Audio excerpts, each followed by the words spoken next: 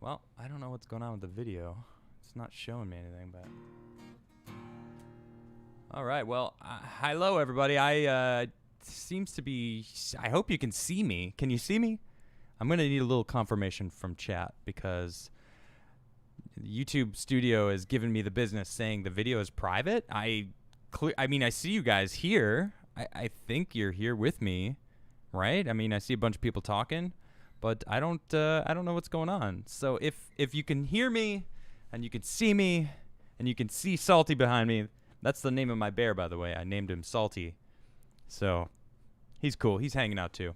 He doesn't play any guitar, but that's my job. I want to make sure that everything's going kosher because it says the video is private, and I don't understand why it's never said that to me before, and I can't figure out a way to view myself or what's happening because it's just saying the video is private. So, everyone sees me. It says I'm live. All right, cool. So excellent. All right, you guys can hear me and see me. Welcome to the Adamcast IRL show. With me is Ian Crossland. Hello, Ian. Cheers. Cheers, Hello, mate. And we were just, we were just talking about some spices. I thought it was kind of cool. Oh, yeah. What were you telling me about? So you were just saying about how your face melted, I believe. You could say that again. You said something about your face melted. Oh, you actually have some of the spices. I brought a few down to show you. Are you sharing the video right now? Yeah, I just shared it on Twitter. I'm okay with this. Just firing it out. I'm okay with a this. nice, sexy picture of you. You know what? While we're at it, why don't you share the video? And smash we're going to that talk like about button. some funny stuff. I guess owning dogs is racist. That's weird. Only if you're white. That's even worse. Actually, I don't know if I couldn't fit that in the title. It's actually only if you're and white. The worst part is no one's actually white. All the skins have some pigment to them. I know, right? What does it even mean anyway? So black and white, man. I don't They say know. life is not black and white. Yeah. Well. Okay. Whatever. Well. Not, So but then show me people what are do you got here? confused. Yeah, What are check these out. spices? So, Tim went ahead. Rather excited Tim went and about got these flat iron peppers. He saw them and he liked them, so he grabbed them, which is a very Tim thing to do. Yeah, let me see it. And here's one of them. It's by the Flatiron Pepper Co. Shout out to Flatiron because these are incredible. So Thai chili ghost pepper, huh? Yeah, the ghost peppers. I never had a ghost pepper until yesterday. I'm gonna smell it. Let me see. Yeah, it smells great. It smells like a green kind of fresh pepper. And I've had my first go. So there's this thing called the Scoville I'm gonna try scale. it. Yeah, I'm gonna try a little. Just flake a little on your. pinch. Yeah, that's the way to do it. I sucked on it for a little while and then I chewed on it. That was kind of the way I was introducing it. And I went from there's 8 of them. I went from lowest on the Scoville scale, about 500,000, up to can't feel my face, which is the hottest. And this is that's not the one you handed me, right? No. Let me see that one. Let me see the can't feel my face. Good luck. If you're gonna go in there, be careful. There's a few on there. The Carolina Reaper. Oh wow. And this has Carolina Reaper, Moruga, Scorpion, ghost pepper, and habanero at the same time. The Scorpion is a 2.2 million on the Scoville scale. Yeah, even just breathing it in is good for you. Jeez. And the Carolina Reaper is like a 2 million on the Scoville scale. It smells good, actually. It's amazing, dude. It's spicy, but for reference, my gosh, I am sweating a little bit just from smelling it's it. so good for you. A jalapeno. I don't think I want to risk tasting that. No, not on the show. You'll be out of commission for like 10 minutes. Wow. A jalapeno is like 400,000 or 500,000 on the Scoville scale. So these go up to like over 2 million. They say if you eat 3 pounds of the Carolina Reaper, it'll kill you. 3 pounds of dried, it'll inflame your stomach enough. That's a lot to kill a 150-pound man. I mean, 3 pounds. That's a lot of pepper, pounds. though. So I decided to try them all because I'm an alchemist, like I told you before. And wait, at the same time? Well, slowly, one by one, I went hotter and hotter and hotter up the scale. Wait, but did you let your mouth kind of resettle? Yeah. All right, I'm back to normal. And I was reading about them as I was tasting them to kind of get to know what the heck I was doing. And once I got to the second hottest and the hottest, which is the smoke show, and then the Flatiron, I can't feel my face. It started to get devastating. This is when the Carolina Reaper got introduced. Oof. The Smoke Show Carolina Reaper, it's like, I don't know, 2 million on the Scoville scale was. Well, I just want to say we are not endorsing. We're not paid by these people. This is not an advertisement. No. This is just something he's excited about. I love the company, the name. I love the packaging. So kudos to you guys at Flatiron. I want to say shout out to my family on the West Coast. I just talked to them right before the show, and I guess this isn't a prevalent thing. Whenever you're doing a road trip and you see a trucker, what do you do? Do you know? Oh, this thing? Yes. Yeah, we used to do that as kids. Yeah, that's not a thing anymore. Oh. And they hit me up. They're like, "All right, don't say anything. Let's just ask you a question. and I, my nieces and nephew were in the back seat, and they're like, "What do you do when you see a truck?" And I'm like, "Honk," and they're like, "What? That's a thing? Yeah, it's a thing. Come on, everyone knows that." Shout out to all the truckers. My brother's shout a out trucker. shout out to my family. Love you guys. You guys are sweet. Hello, Crigler and Crigler Co. Yeah. So let me tell you about real fast before we go too far. No, I want to move on from the peppers. Well, this thing messed me up so bad. Okay. I felt like I was going to vomit, and then I got confused. I started to experience confusion where I was like looking around and had to set something down and then picked it back up. And Are you sure that was the peppers and not just reality? It was a weird feeling. Just kidding. Highly recommend caution.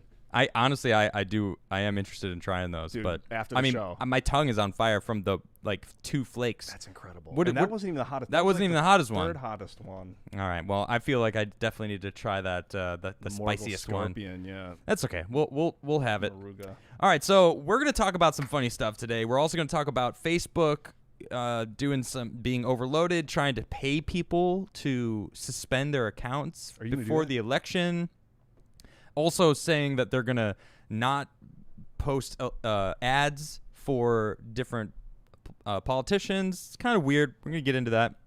And we're going to talk about David Blaine breaking a YouTube record, I guess, by flying over the desert with some balloons. That's kind of crazy. And then Cuomo basically comes out and threatens the president. Basically, if you're going to come to New York, you better bring an army. And it's like, whoa. So we're going to talk about that. It's kind of crazy. But this story... This story is ridiculous. Check this out. Why white people owning dogs is racist. If they just keep adding things to the list of why being white is terrible. This is from United Wildlife Union. It's not NewsGuarded, but I don't know. It's an opinion, obviously, but I thought it was so ridiculous that this kind of stuff is being put out there. This is from Cade 6. Let me guess real fast before you read. Go why. ahead. What? Because it makes them like the master of the dog. Okay. You're not far off. Let's get into it. But check this out. This is from Cade 6. He says he's a father of 2 and a lifelong conservationist. And when not committing time to a local zoo, Cade spends his time creating and disseminating educational materials for local schools that help kids understand why protecting animals and LGBTQIA+ rights is so important. Is it really that long now? Wow. Plus. What's the plus mean? Like I don't know. More to come. Cade 6 is from Destiny. Dude's a gamer, clearly. Destiny. Cade 6 actually gets killed in the second. Well, spoiler. Whatever, it happened. He got killed. So, Damn. But it's from the Destiny games. I don't know. This just feels so ridiculous. So let me. Already I'm getting like SJW vibes off this guy. No, I'm not. Not the pepper though. It's the story. Maybe. Listen to this. Way back in time, about 1,250 years ago. Oh, let me see if you put it over. You guys can see it better. More 12,000. Oh, sorry. 12,500 years ago, the first canines were becoming domesticated. Through toil and hardship, people had earned the trust of our now beloved best friends. The symbiotic relationship between dog and woman, that's an odd way of putting it, but okay, was very groundbreaking, as humans had never been this close to an animal before. Humans would provide shelter and care for the dogs, and in turn, the dogs would hunt and fetch firewood for humans. The reason I'm telling this history for you is everyone understands the importance of the events that took place all these years ago. I was under the impression that it was because the wolves would follow the humans around and eat on like the leftovers because humans moved around. So as they moved, the wolves would come and eat like the bones that the hunter gatherers would hunt and then like leave the bones and throw the bones. And then that kind of created the relationship. And so they kind of became one because the wolves would actually, kind of guard the humans because the humans were providing them food, and they became like trustworthy. It was probably both because humans were scavengers. A lot of ancient humans were scavengers. That was a big part of our history. Right. So they probably scavenged together, I would imagine. They'd make the kill. The wolves would make some kills, and the humans would come scavenge, and then they probably work together to hunt. That's what I thought. So let's see. According to bioarchaeologist Gregor Larson, the domestication of dogs started in 2 places, Eastern and Western Eurasia. The Eurasian people worked nonstop to gain and maintain the trust with these gorgeous creatures, but it was all stolen from them. The greedy actions by white people stained the history books forever. Wow. Straight out of the gates. Just boom. Slam. Throwing the book at him. Oh, my gosh. So let's see. What actually happened? Shortly after the Eurasian people worked so hard to train and bond wolves, most of them were shipped off and given to Europeans. These filthy white savages took the work of the credit from the Eurasian people and branded these magnificent creatures as their own. Gosh, this is hard to read. I can do this. Go. I can do this. All right. My gosh. The need for white people to claim pre-made or pre-discovered things is not isolated to just this incident. Countless times in history, whites have been caught stealing the work and talent of people of color for their own success. Honestly speaking, we shouldn't be surprised that white people would steal the domestication of dogs as well. Based on historical knowledge, this behavior will not slow down within the white community. My goodness, it's just... That's a hardcore statement. Come on! Oh my goodness. This is ridiculous. Like, he hates the white people. Look at him, though. Look at this guy. So, bro, you're white. You know that, right? One of the things. I bet he's got a couple dogs like too. Caucasian. Well, How much you want to bet he's got dogs? So he said 12,500 years ago. This is at the end of the last ice age. Yeah, right. So right. before that, before the cataclysm and the Younger Dryas asteroid impact, cometary impact that melted the glaciers and wiped out most of humanity.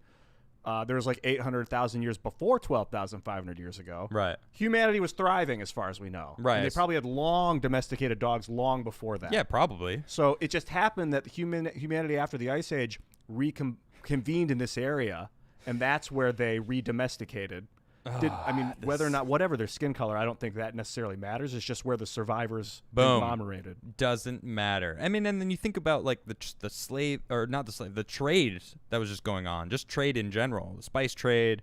I mean, that came later on, but I'm sure the trade was going on. It's not like they were just stealing the dogs. Like, we came for your dogs. That's it. We just wanted to steal your domesticated animals. That's it. Maybe they did. Maybe, but I can't blame the skin color. People are opportunists. Oh my gosh! All right, so this guy drives it home. Ready for this? Here we go. How does this affect us now? So if you're white and you own a dog, you are openly participating and advocating for cultural appropriation and colonialism. Reinforcing this culture is not, in all caps, not acceptable and will come with its repercussions. Is that a threat? Is he threatening me right now? I mean, I don't have a dog, but I fully plan on having a dog. I love dogs. I've had dogs my whole life. This sounds like he's threatening me. Do you feel threatened? I feel threatened. Oh, well. Bro. I mean, don't take anything K6, personally. man. All right. Good advice. As for the 4 agreements, which we should do a show on someday. That's true. I like that. Dogs are and always will be the living reminder of how tainted our history is as a whole. People of color deserve to exclusively own dogs as a form of restitution for their stolen ancestors' work. I think this guy's trolling what? us, dude. No. Yeah, this has got to be a joke. It feels like it's it could be a not, joke. But I really want it to be. I don't know, man. It doesn't. It's too extreme. It doesn't. This. I don't even know anymore. This is where we are nowadays. I got to finish reading it though. Supporting the idea of white dog ownership is spitting on the grave of past people of color generations. The International Dog Day is coming up and is important as we remember and advocate for the work of people of color and never let this unbalanced history be forgotten. If you're white and own a canine, please consider donating them to a local person of color family or a non-kill shelter so it can truly find the perfect home. And then this right here is why I might think he's trolling. Boop. Oh, cool. When you scroll over it, it's like, troll. What the heck? Troll. It was so... What do you guys think? I want to know. Do you think it's a troll or do you think this guy's serious? Because look at the way that he's talking right now, it feels like he's really trying to... I mean, it's on the UnitedWildlifeUnion.com. It's not news guarded. It's ridiculous. I don't even believe it's real. But this 2020... The last paragraph makes you think it's real. I know. The way it was like, please be kind and donate. Yeah, I don't know. It's ridiculous. But that guy is all right. So people think it's a troll. A lot of people they're saying it's got to be a troll. But I don't know. Satire. All right, well, maybe it's troll. Maybe it's serious. Is there more if you scroll Someone down? said, this is hilarious. Someone's like, this was a cat owner that wrote this. That's hilarious. I don't know. Listen, I thought this was hilarious, and I had to bring it up. But the thing is if you go to this website and you look around, it's a legitimate legitimate website talking about let's create a world that is kind to everything that lives. It's kind of like for animals. United Wildlife has been working to combine wildlife preservation, education, and social justice. I have a feeling it's real. Dude, I have a feeling this is real. I'm color. I'm like pink, like pinkish. Yeah, you're not white. The walls are white. Well, actually, they're kind you don't see the walls, but behind these foam blocks is white. I can't even reach them. Jeez, I thought I was closer, but optical command. Where are we? Oh, this is really happening, this kind of stuff. So, my goodness. Look, I got this thing here. What is cultural appropriation? A comprehensive guide to understanding cultural appropriation. I'm not going to read this article. No, thank you. You know what it is? It's appreciation. That's what it is. We appreciate culture. I appreciate different people's culture. That's why I moved to the big city, man. Boom. Yeah, it's a melting pot. That's what America was supposed to be, a melting pot of different cultures coming together to be Americans. Dude, and going I'm to so other proud to be countries. American because of that. That's what we're based incredible. on. Anyone could come here. You worship whoever you want. It doesn't matter. I love that. Oh, it doesn't matter what color you are. You can make it if you just work for it. Boom. Yeah, that's it. That's what we are based on. Tom McDonald, he spits about this kind of stuff a lot. He's like, I don't cultural appropriation. I'm paying homage. That's what I don't see nothing. I'm paying homage. It's like, ooh, he's great. I love that line. They make fun of his braids, and he's like, whatever. I think they look awesome. They do. Period. I don't care what you think. It's like, there it is. Boom.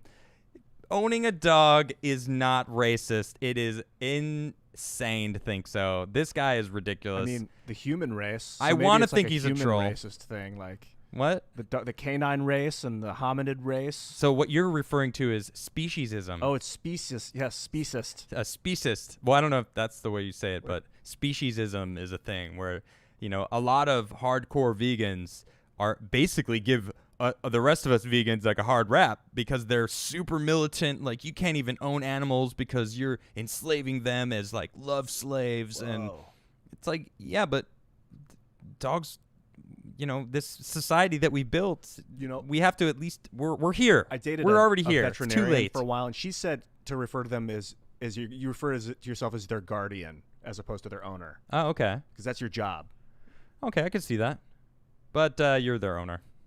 I mean, technically, legally, they are. So, oh, there it is. So that's funny. That was an interesting article. I thought that was quite humorous. True or not? Sadly, I think it is rather true because this United Wildlife site seems rather legit. It was the picture of his giant picture of his face. The giant picture of his face kind of throws it in and then it turns sideways. It's like, I think he might just be a little kooky. I don't know. Yeah. Who knows? So. Yeah, so that's that. So next we're going to talk about Facebook. This thing is a little ridiculous. So Facebook is citing risk of civil unrest.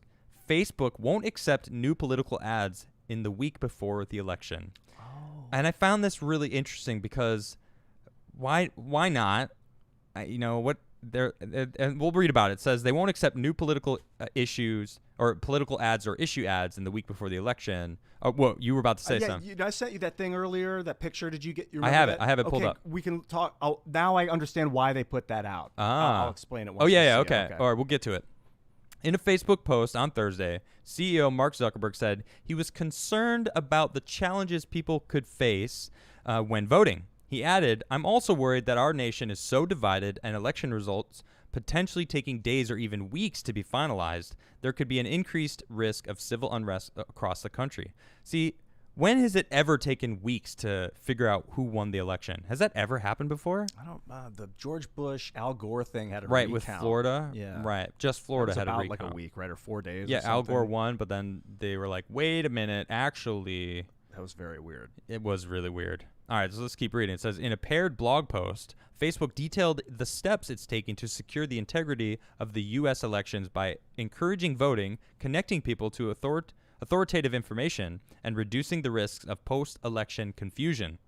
Facebook said it won't accept new political ads in a week before the election on November 3rd. However, advertisers will be able to continue running ads that are already live. All this information will be accessible in the platform's ad library. It's important that campaigns can get out the vote campaigns, or can run, but it's important that campaigns can run get out the vote campaign. What is this? That's exactly what it says. And generally, I believe the best antidote to bad speech is more speech. Well, maybe correct speech, because what is that? I didn't even understand that. They run get out the vote campaigns. Oh, that's what it is. Okay. So that should have been maybe in italics, Yes. because get out the vote campaigns. I got you. Let's see. But in the final days of the election, there may not be enough time to contest new claims, wrote Zuckerberg. Facebook also said it will attach authoritative information about the coronavirus to posts and ads discouraging people from voting because COVID-19 will remove any post spreading related misinformation. Man, so they are just really admitting that they're being authoritarians. My goodness. We're going to shut down anything that you say and block it if we don't like it. That's what I just read, essentially. Given the unique circumstances of this election, it is especially important that people have the accurate information about the many ways to vote safely and that COVID-19 isn't used to scare people into not exercising their right to vote. Well, thank you for at least saying that. This article keeps going on, but that's really what I got to what I wanted to talk about. So check this out. It's really weird. Facebook is trying to pay people to deactivate their Instagram and Facebook accounts before Election Day. I don't really understand this. So I'm just going to read this survey details. It says, we'd like to know how much you'd need to be paid in exchange for deactivating your Instagram account. Your account would be deactivated in late September for either 1 week or 6 weeks. To participate, you must be willing to deactivate your account for both time periods and not use Instagram during that time. When the study starts, you'll find out which time period you've been selected to deactivate your account for. Below, each row has different weekly payment amounts. Check the box in the row you're willing to deactivate your account for the time periods described in exchange for the payment listed. For example, you should only check the box in the $10 per week row if you would be willing to deactivate your account for 1 week for $10 or 6 weeks for $60. Please note that your response below are for research purposes only. The rows you check will not be affected how much you are offered. This is so weird. And it says regardless of the amount of time you deactivate, you will have the opportunity to take a survey immediately after November 3rd election and be paid for doing so. If you are assigned to keep your account deactivated through the election, we will ask you to complete this survey before you reactivate your account. You'll receive more details in late September, including the length of time you will ask to deactivate. What? Why? What is this? This sounds like What is this weird? What? I just don't understand what's going on here. They don't want people to be doing like voter fraud. They don't want people to be scaring people into not voting or posting misinformation. So, but this is rather voluntary. than police everyone, they want people just to shut down and go away, so they don't do it. What? Paying them $10 a week? That's that's nothing. That's to Facebook, pittance. it's nothing. There's nothing. But to people that are unemployed, it might be $10 a week though. Yeah. To not use Facebook. I mean $60 would get me by. $60 for 6 weeks. No, for like I could get by a week on $60. But it's $10 a week. Right. It's At least much, that's what it was showing there. But it's supplemental income. I guess. It's actually kind of an interesting concept. I don't know. I think this is really weird. Yeah. So explain to me. This is. So then my you friend sent me posted this. What is this all about? So this says they're going to update their terms on the 1st of October, which I thought was a weird time. Now I realize the election coming up. I see. We try to make Facebook broadly available to everyone, but you cannot use Facebook if 1, you're under 13 years old. 2, you are a convicted sex offender. 3, we've previously disabled your account for violations of our terms or policies. And 4, you are prohibited from receiving our products, services, or software under applicable laws. Now, I fall into Section 3 because I used to run a lot of Facebook groups or be admins in different groups. Okay. And some of the groups had pretty racy stuff, and people would post crazy images that would get every admin banned for like 7 days or 28 days. So I'm wondering if you had no choice in the matter. Yeah, just I would just because get you shut were down. admin. I couldn't gone for 28 days. I'd have to make sucks. find other ways to get around that if possible, because it was it was our job. Facebook went into this like mad in like 2013, this overhaul of their system, and all these people that were making careers out of like Facebook traffic got just squashed. They started getting 1% of their traffic. Wow. So I wonder if Facebook's just going to shut my account out on the first. I mean, it looks like. I mean, you did. First off, it sounds like you didn't really have a choice. It wasn't. It kind of shut you out, right? Because you were part of. That was your job to run the admins. So even if you weren't on, someone posted it and they were like, "Whoa, that's blacklisted." Boom, admins. You weren't even privy to. I'd log in and I'd have a notice that said, and I'd be like, "What did I get banned for?" Yeah, somebody posted. You couldn't even figure it out. And now it's straight up says we are trying to make it broadly available to everyone, but you cannot use it if we previously disabled your account for violations. So they think basically they're saying anyone that's ever been disabled for any violation is too risky. They might post something that's going to influence the election, and we're just going to shut them all down on the first. Well, and it's not only just for the election. It feels like this is just something that they're implementing. If they shut my personal account down, that might be a boon. Maybe it's good in the long run. I would not miss Facebook if it was gone. It's so proprietary. I mean, they are tracking, and I don't hate it, but the only reason I use Facebook right now primarily is because I have the Adam Crigler fan page that I actually converted my first ever Facebook account. Like 6 years ago, I shifted because I reached the 5,000 friends, I guess, is the max. And because I was skating, I was kind of really well known in the pro skating scene. I reached max, and I was like, you know what? I'm just gonna convert it to a fan page. And they're like, whoa! If you convert it to a fan page, all of the history will be deleted. And I was just like, boom, good, because that sounds awesome. Like, I don't want all my history there. I'm sure it wasn't deleted. I'm sure it's somewhere some data bank, has it, but. I was like, whatever. Get rid of all that information. And I had to do like 4 steps. Like, are you sure? Are you sure all this stuff is going to be deleted? And I was like, yes, please. And then I created a new Facebook account just for me, for like my personal friends and family. So I do have that, but I don't really use it that much. I was on a similar track. I got up to about 2,000 friends, and then I realized I didn't want that to happen, so I stopped. So I've got like 1,000 people that I never met that like saw my YouTube stuff, and like 1,000 people that I've known throughout my life. Oh, okay. And it'll be sad to lose touch with them because if Facebook, maybe they'll let me keep Messenger. See, this is what I don't like about it.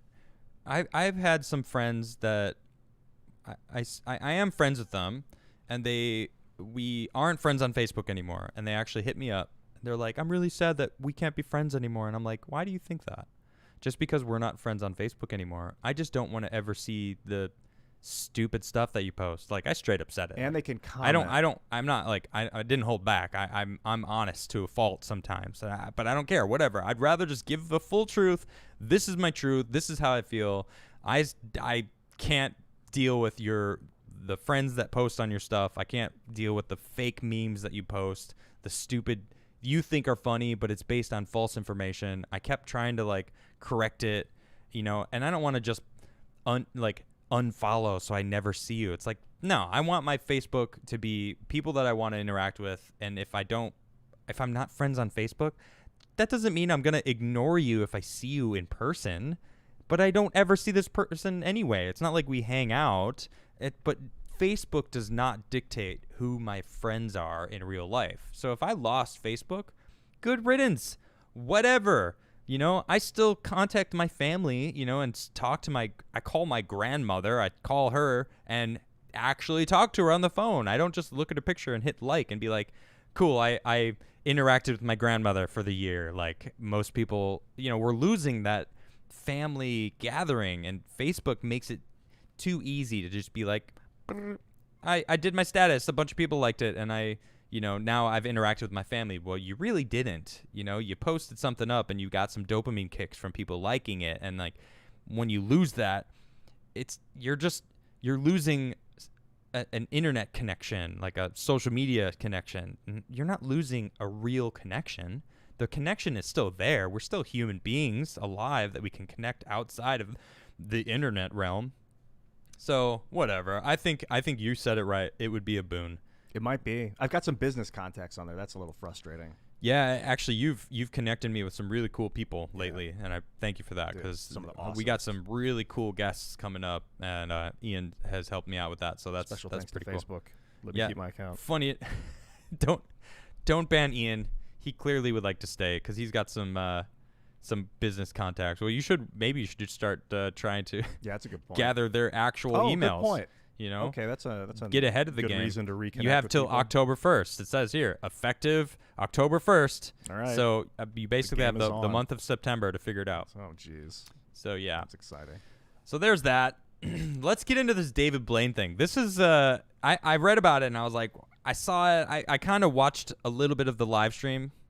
This is kind of cool. David Blaine sets YouTube record after flying up 4.7 miles in helium balloons. Now, at first I thought dude was actually like holding on and just like carrying himself, but he was like fully strapped in. It was like, it was safe. And I was like, I kept going in my head. I'm like looking for like the magic trick. Like, oh, well, what is he going to do? Is he going to just suddenly disappear? Is he going to jump without a suit or jump without a parachute? Like, what's it gonna be? Is he gonna pop the balloons and it's just gonna be a bunch of other David Blaines that like pop out and they're like, haha, now there's like 10 of us? It always has been. I don't know.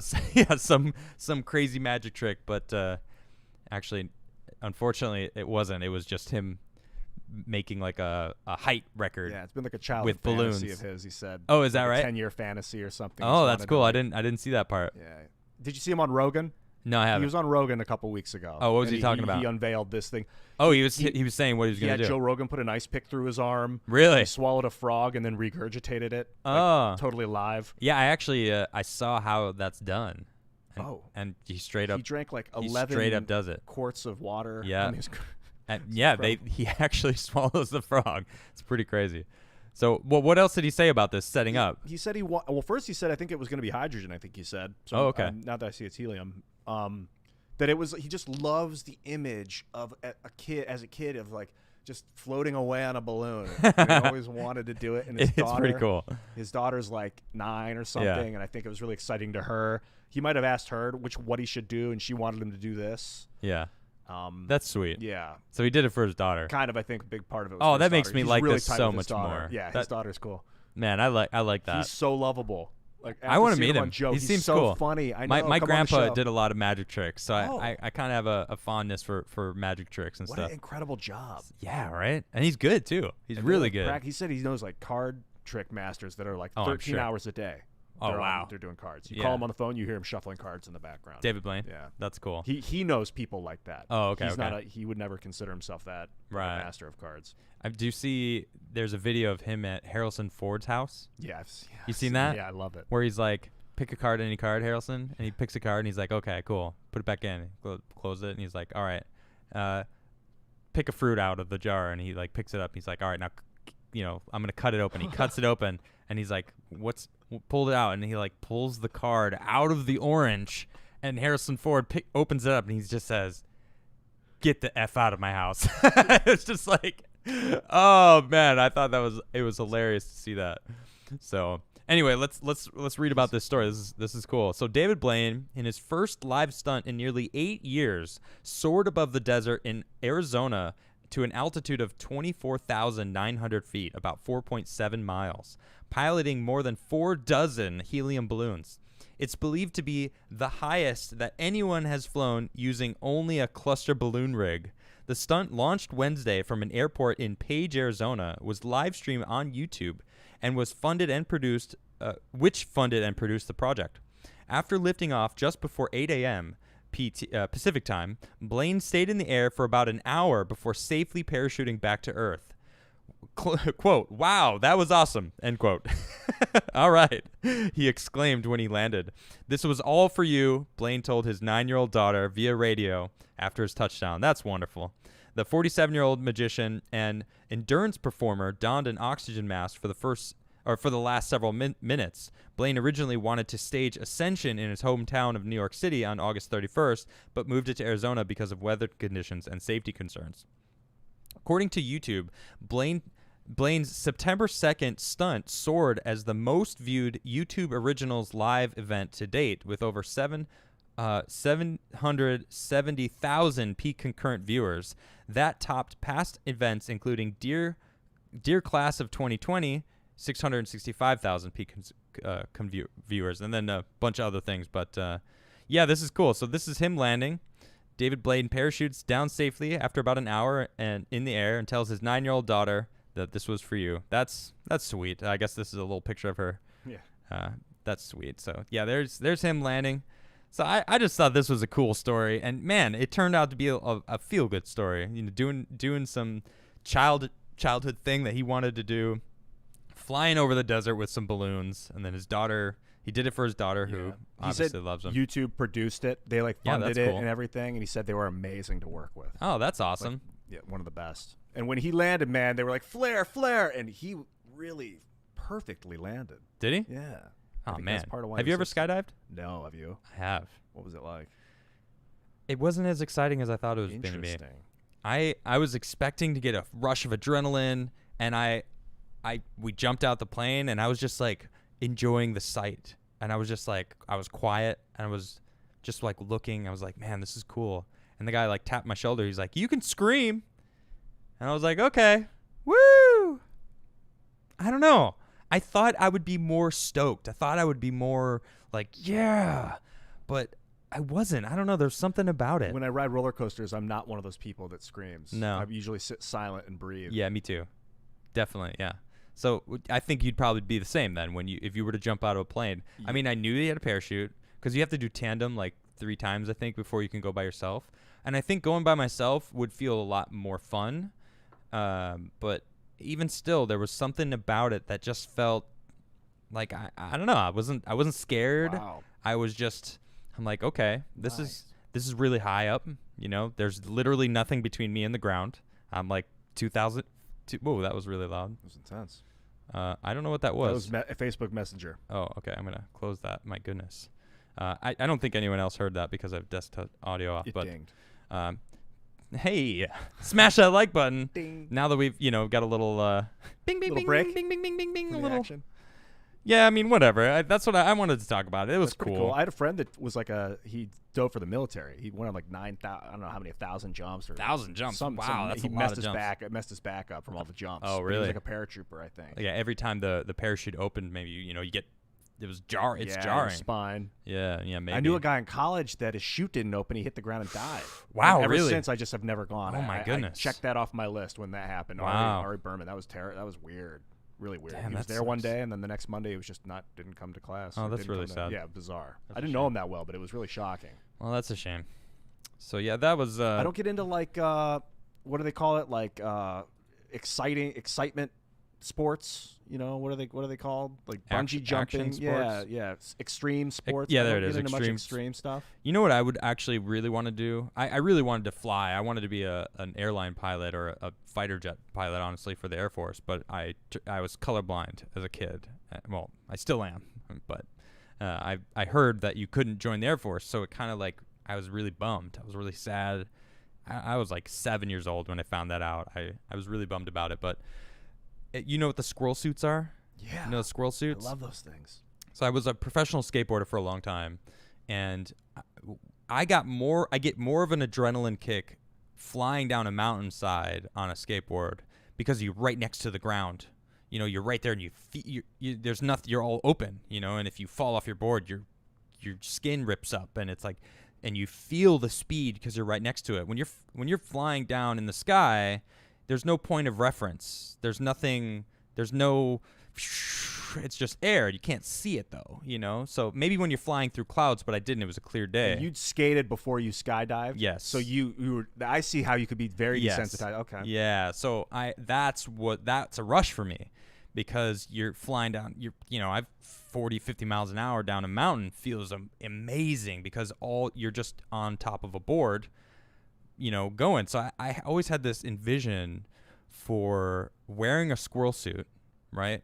Bombing a hill on a board, and instead of like right at the edge where you would have to turn around, instead of turning around, like sliding to turn, I would just jump off my board like over the cliff and just open the squirrel suit and just fly. And I want to do that. That'd be awesome. I mean, I love skating. That's epic. I've never used a squirrel suit before, so I feel like I would have to learn how to what a tool do a squirrel suit. But man, it looks like so much fun. I watched that. I think the angels from the Bible had squirrel suits. Just kidding. I think they had hang gliders, but they said they had wings. I think what they really had was like hang gliding technology. Thanks for dropping that just kidding Maybe part. they had squirrel suits. I think it's more likely they had like who knows, rudimentary hang gliders. Like I think that's what the lore. I think one day I might do it. Don't tell my wife. I don't know how she'd feel about it. She's excited. She may be listening now, jumping up and no, I think she's. I don't think she's in the room, but upstairs.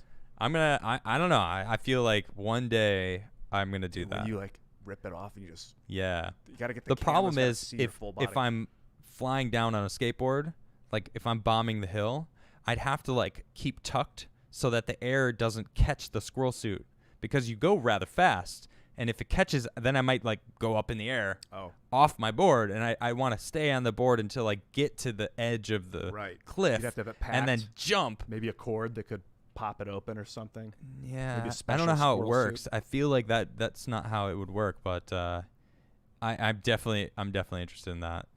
So I saw this one squirrel suit guy that banged his knee. Do you remember that guy? No. One of the most famous squirrel suit divers in the world, and then he hit a mountainside and ripped his knee up for like a year. Ooh. Yeah. That's sketchy, but that is why I think I'd like it, because they go along the ground. It's just like I was talking about how skydiving you're not next to anything, but a squirrel suit, they're literally flying down the mountain, and the trees are whipping past them. They're going through like holes in rocks, threading the needle, and that is an adrenaline boost. Like, whoa, we just made it through this, and like if we were 5 feet off, we would have died. Basically, it's like craziness, You surf? Those videos are. I've surfed. Yeah, I like a little surfing. Bit. What about parasailing? I've never parasailed. I'm very drawn to parasailing. Interesting. It's not too Which extreme. is basically surfing with the the and then sail you like on lift off with a parachute as you're getting pulled by the speedboat. Oh. I think that's parasailing. Oh no, I'm thinking of something else. I don't know what it's called, but I think they're two different things. But you're talking about being pulled by the boat and then you go up into the air. Yes, I like that. Okay, but so you're not on a board. No, or you are, and then you lift off or something. I don't know. Who knows? Yeah, it's fun though. Yeah. Thanks for going there with me. Yeah, sure, that was fun. So I don't even know if I want to talk about this guy, what is this? Cuomo. Oh, jeez. We don't have to. No, let's talk about it. This guy, look at this. Governor Cuomo, Trump had better have an army with him to protect him if he comes to NYC. It's like, really? He's like challenging him. That's what it sounds like, right? It's like, dude, what are you? Is he being literal? Like, he better have an army. He's begging him to bring the National Guard. Let's see. Andrew Cuomo on Wednesday all but threatened President Trump's safety if he returns to New York City in a rant responding to an exclusive story by the Post that Trump is looking to pull federal funds from lawless, in quotes, although I don't know why it's in quotes because there's literally lawless cities right now, including New York. Cuomo called an emergency press briefing within a half hour on Wednesday night to tear into Trump for the order, which cites New York's rising murder rate and defunding the police. He better have an army if he thinks he's going to walk down the street in New York. New Yorkers don't want to have anything to do with him, the Democrat said, all but threatening the commander-in-chief. Oh, you don't represent all of New York, sir. Thank you. You do not represent. You maybe. You could potentially say that. You should have said I. But Cuomo, who, like Trump, hails from Queens, wasn't done. He can't have enough bodyguards to walk through New York City. People don't want to have anything to do with him. On substance, Cuomo said he doubted the legality of Trump's 5-page memo ordering a review of federal funds that can be redirected from New York City, Portland, Seattle, and Washington, D.C. It is more of the same from him. It's political, it's gratuitous, and it's illegal. But it is another attempt to kill New York City. Oh, my gosh. See, that right there, that annoyed me. It's de Blasio that's doing it. Like, how is this Trump's fault? New York is already being killed. I saw a video. Actually, no, I'm going to pull this up. Were you going to say something? Oh, yeah. Like, what else did Donald do that is killing New York City? Like, he said Right. It's another attempt to do it. Yeah. I mean, President Trump helped make New York City better in the 80s by building the Trump Tower and bringing a lot of rich people to move into that tower, brought a lot of taxes into the city, and it dropped the crime rates from the 70s. You know, I'm not saying it's 100% Trump, but he definitely had a part to play in it. He's been like really hands off with these cities. I mean, well, because they've made it really clear during COVID, get out of our way, which is cool. You That's have an no American thing. States' rights, which you respect the state. Yeah, I'm okay with it. But then don't turn around and blame him when now they're blaming him for the COVID deaths. It's like, no, you can't have two ways. It's one way or the other way. Did he have nothing to do with your states? Like we just said, states' rights. It's the state's call. Okay, if it's the case, how is it Trump's fault? How? I don't get it. That doesn't make any sense to me. They're letting the cities burn down. That look at this. So I got a video. Sorry, that was really loud. And you guys won't be able to hear this, but look at this. This is New York. This is New York City right now. Look at all the trash. I mean, there's mad trash. Wow. I mean, this looks like Soho. I mean, the cobblestone streets. Yeah. So this is pretty insane. Like, look, there's a guy on the side of the road. Like, we don't even know what's going on. It looks like the dude's trying to rob him. Someone pulls up in a vehicle. Oh my gosh. Pulls up in a vehicle, gets out, tries to steal something from the dude. I don't even know what's going on. New York is going nuts. So poverty, man. I mean, I don't think anyone is safe in New York. Nobody is safe. New York is not a safe place to be right now. Ryan Long lives down there when he was in town. Ryan Long. Yeah, he does. And funny guy. He was saying it's like a festival. Like he'll walk outside. He's like on the Lower East Side, and there's just like 24/7 carnival. And then I guess at night maybe it degenerates into this kind of stuff. Yep. I mean, that's what it seems like. These are the kind of videos that I'm seeing coming out of New York. Late night crime being like, man, there's like bodega people that are just being beaten and robbed. Like the bodegas are being emptied out of everything, and it's lawless. There's some like, sure, it might be a festival in some areas, people might be having fun in some areas, but those people go home. And then, I mean, I've seen videos of people getting hurt, beat up, and it's sad. It's sad to see. That's all I can say. Last night, Drew and Tim were talking. I talked to them a little bit afterwards, and they said in L.A. there's an area where it was at MI8. I'm not sure. It's this gang. It's a gang, like a big kind of mother gang. And it's infiltrated L.A. It's got kind of a control of an area of L.A. No rioting there. None. Because they know if you go there, they say don't go there and riot because they will kill you on the spot. Dang. So it's peaceful. It's crazy that gang town is more peaceful than not gang town, than like civil town. Yeah, I mean, and from what I hear, what we were talking about, I spoke to him a little bit about it also. He was saying like police officers are being told by their mayors, don't do anything. Don't follow your training and don't fight back. You just take it. And it's like, why are they saying that? Why is that a thing? I guess chat is saying MS13 in LA. Thanks, yeah, MS13. Thanks. Is that it? Yeah, thank you, chat. Appreciate you. So yeah, I mean, having some sort of a force, some sort of entity that stops crime is a good thing. So the police are outmanned. They're just outmanned. They don't want to go in there and shoot somebody and make it worse. So it's like, yeah, I guess. What do we got next, man? All we got's the military. I mean, if the cops can't handle it and it's out of control, lawless violence. They can handle it. This is what pisses me off. We talked about Ted Wheeler yesterday. He snapped his fingers and the police force came out and ended the riots. He went like that. Well, they threatened me and now I'm going to snap my fingers, and they ended it. And that's what happened. He could have ended it a long time ago. He let it. They wanted it to be a thing. That's what they wanted, to blame Trump for it. They're trying to ruin the American culture, the American system. Like, they're trying to ruin small businesses. Like, everything that I'm seeing is just starting to get so aggravating because they could have solved these issues. De Blasio wants this. Cuomo wants this. They want to blame Trump for it somehow.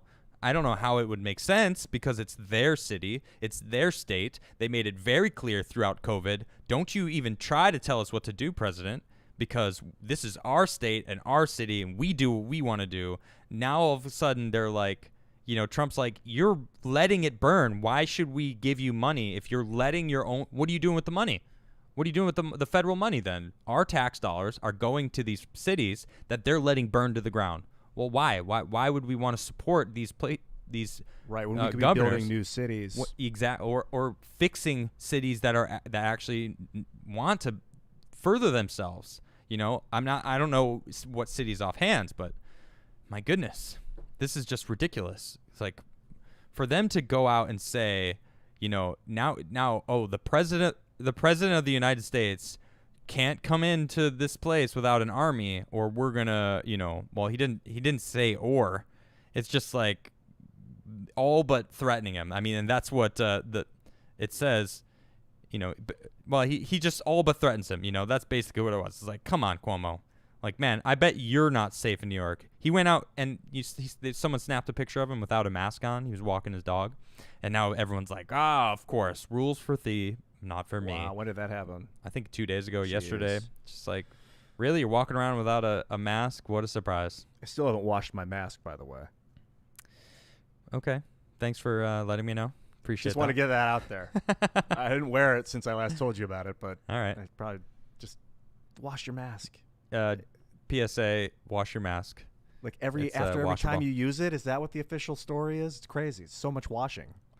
I mean I feel like I've washed, you know? I've worn my mask for a total of maybe 2 hours. Yeah, similar. 3 hours max time, because I put it on as I walk in. I get out of my car. I'm walking right before I get into the store. I put the mask on because, this is something that's pretty funny. Someone actually made a joke about it. They said, "Be honest. You're not putting the mask on because of COVID. You're putting the mask on because of Karens." I did that on the trail when I was walking. And it's true. Yeah. It's true. We were hiking in LA. Most people don't want to deal with it. I would put my mask on while we were hiking on a trail because people would walk like 5 feet away with their masks on, and I'm like, sometimes I'd do it for Karen, for optics. Yep. Like the sunlight apparently UV light I think kills the virus rapidly. Those from Karens. what some doctors have been saying. Yeah. So you're really not. And you get a nice boost of vitamin D, which helps your system. Yeah. Getting sunshine is good for you. So. Those Karen, I feel bad for people named Karen right now. Yeah, the amount of Karens in the world, like not in the like actual named Karen, I think is just dropping. Yeah. Like no one's naming their kids Karen anymore. It's like not right now. It's gonna go obsolete. We're gonna see a serious dip. Yeah. In the Karen. Oh man. All right. Well, let's read some super chats. All right. How's it going, everybody? How you doing? Hey, I hope you guys are having a great day today. I had a good day. I was skating with in the backyard. I've been trying to land this crazy trick for 3 days, and I can't land it. What is it? So I go in. It's in the mini ramp. I'm going fakie. I'm trying to do a fakie big spin to blunt finger flip in, and it's. Can you explain what is that? What is that exactly? All right. So I'm going backwards. All right. I'm going backwards up the ramp, and I do a big spin. And I land in blunt, and then I grab the front of the board and I finger flip back into the ramp. Sweet. So I almost landed today. I landed the finger flip and the board kind of went sideways, and I was this close. Is that when you went? No. Did you hear that? Yeah. Yeah, that was it. Okay, cool. Yep. So, man, I will have that trick. It will be mine. Oh yes. That was nice. It will be mine. It's fresh. I can smell the metal coming out of you guys when you come in. Oh yeah. Skating. You sweat out the metal. Yeah. It's true, man. It's like iron or something. It's nasty out there, but I gotta earn it. So fresh. My ankle's killing me because I slammed my ankle a couple times. Do you soak in the tub? I don't have a tub, so I shower. Well, you will soon. I mean, you'll have full access. That's true. It's so good for your skin. Saltwater soak, like magnesium I never really salt. like baths. I don't know. I just kind of shower. I like jumping in the ocean. That's my favorite. Yeah, man. I miss that. The algae. That's great for you. All right. All right. Well, before we get into some super chats, do me a favor and smash that like button. Come on, smash it. Smash it. Come on. I want to see that like button count bump up in the air. Hit it. Hit it. Bump, bump. I felt like that was a really good hit it. Like hit it. I just felt like some sort of like hip hop song from the 90s or something, right. like Jock Jams rap. And then you do it to me. Yeah, something like that. One more time. All right. Well, he's got the like button. You know what to do. Like and subscribe. You can join by becoming a member. I actually just recorded a new cover. Well, it's not new. It's a song that I've been playing for a while, Black by Pearl Jam. I played it last night and uploaded it last night, so you can check it out. It's for members only. I feel like I wanted to offer something for my members that support me every month. It's really awesome. So I really appreciate all the members that have joined. So if you do become a member, I will be posting more and more covers as the time goes on. So I want to say I heard you play it. Yeah. And I am a huge Pearl Jam. Pearl Jam is my favorite band. And as a 14-year-old, I remember it took me back listening to Adam play this song. I told you this last night. I felt like I was 15 in my room. I could remember the emotions, and it was Thank nice. you. Yeah, thank you. Oh, thanks, Ian. Yeah. Well, that was sweet. So yeah, and you can follow Ian at Ian Carlson. Other way. There it is. Nope. There it is. Oh, here we go. Follow me on Twitter. Yeah, follow him on Twitter. He loves it. A poll asking is China money funding Antifa, and it had like 4,800 votes. So go there and vote. Go there and vote and give him some followers. He needs more followers. Vote. He deserves more followers. And I'm on this side actually. You can follow me at Adam Crigler on Twitter, Parler, Instagram, Facebook, all the things. Hit me up. You can also check out adamcrigler.net. You can check out all my skate videos, my music videos that I've posted, and also you can donate and hit me up. There's an email address that you can hit me up and if you need to talk to me about anything. So let's talk about some super chats, shall we? Michael says, I waited in traffic for over an hour just to find out that the line to see Trump's speech was over another hour to get in. It was a party atmosphere the entire way. Pennsylvania for Trump, MAGA 2020. That's cool to know. I mean, everywhere I look, I just feel people excited about Trump because they're not paying attention to the news media. People are looking for their own news, their own sources. So, yeah, awesome. Range Rat, thanks for the super chat. Colombo says, lots of love from the UK. What's up, Colombo? Thank you very much. Appreciate that. Mako XL says, did you see the Portland shooter has an interview on Vice tonight saying it was self-defense? How? There's videos. They talked that they were searching for someone. What? Why is Vice giving him an interview? That's ridiculous, and I can't believe I just heard that. So I'll check that out. Thanks for letting me know. Super Bam Bam, what's good? He says, did you see that mayor in Minnesota get arrested? What? Guess he was being belligerent with cops while doing a traffic stop on someone else. Really? I did not hear that. Thanks for letting me know, Super Bam Bam. I will check that out. And Chet Chisholm, we got a couple OG super chatters here, Super Bam Bam and Chet. Chet says, Adam, this is for you. Buy Ian a beer on my behalf. Thanks, man. I appreciate his kind words when some of my friends told me that paramedics get the bike lock too. Put ghost pepper on fries. It's amazing. Did that happen? Did you? Were you defending him? What happened with that? Ghost pepper? No, I'm talking about he was saying that you had some kind words for him. About paramedics, I don't remember. Yeah. No, I mean it's an amazing job. My dad was a paramedic for many years. Yeah, I have some paramedic friends. Hardcore. And it's not easy. You got to do a lot of training to learn because you got to be able to do a lot of things on the fly and fix many different things as you arrive on the scene. You never know what you're gonna get or what you're gonna deal with. So. And Chet is a paramedic. So sweet. Shout out to Chet. He's a Canadian homie. You got it, brother. John Mitchell says, I like that you made your own show. Now, where's the blackjack and hookers? Well, that's the after show party. No, I'm just kidding. Well, thank you for saying that, though. Son Cormac says, Soy Jesus and Cosmic Garth, my new favorite show. Big fan from Colorado. It even rhymed a little bit. Very nice. Thanks for the super chat, buddy. Thanks, man. Chet again says, past show, you guys mentioned some confusion around masks. Any question in particular? I can just gather some good info for you and DM it to you guys. I don't. How frequently do you wash them? Yeah, sure. That I want to know. Yeah, you know what, Chet? You should follow Ian Crossland at Ian Crossland. Hit him up. On Twitter. He hits me up with random stuff too. That always helps me out. I've actually covered some of the stuff that he sent me. Maga X Star says, I live in Switzerland and just quit my job because they wanted to force me to wear a mask for 9 hours straight. We'll focus extra time on my YouTube channel now. Well, I wish you good luck, Maga X Star. And good for you for standing up for yourself. I'm proud of you. Angela says, laughing her butt off. They finally got me. I own 2 dogs, and I'm never giving them away. Good for you. Way to stick it to the man. And the dogs love you. You know they love you. Yeah. That's the thing. They love you. Yeah. That article was ridiculous. Nick Becker says, I love whales. Me too. What an animal.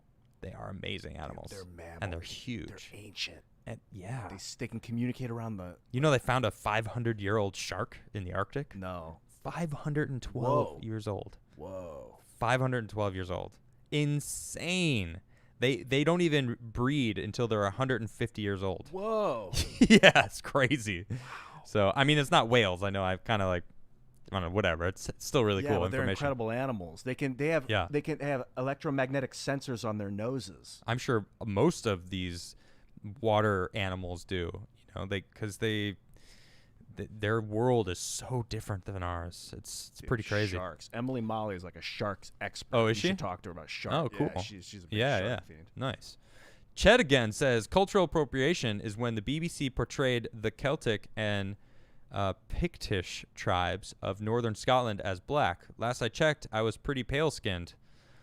I don't even know anything about that, but it wouldn't surprise me. Awesome Human says SJWs say learning English is linguistic imperialism and learning other languages is cultural appropriation unless your fam comes from those countries. So that's ridiculous. It's like, why can't we learn other people's language? Like you hear about there was a white girl.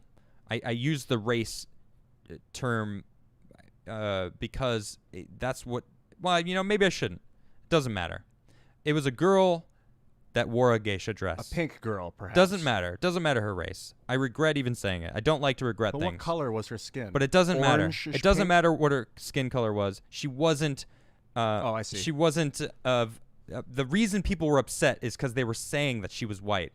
That's why I said it. So they were saying a white girl shouldn't be wearing a geisha dress, and they went out and interviewed a bunch of like Asians that like Chinese people or I think it's a Chinese culture, right? Geishas are Japanese. I think it's Japanese. So so they went and asked a bunch of Japanese. They were like, "Do you mind that she showed her this picture? Like, does this white girl wearing a geisha dress offend you?"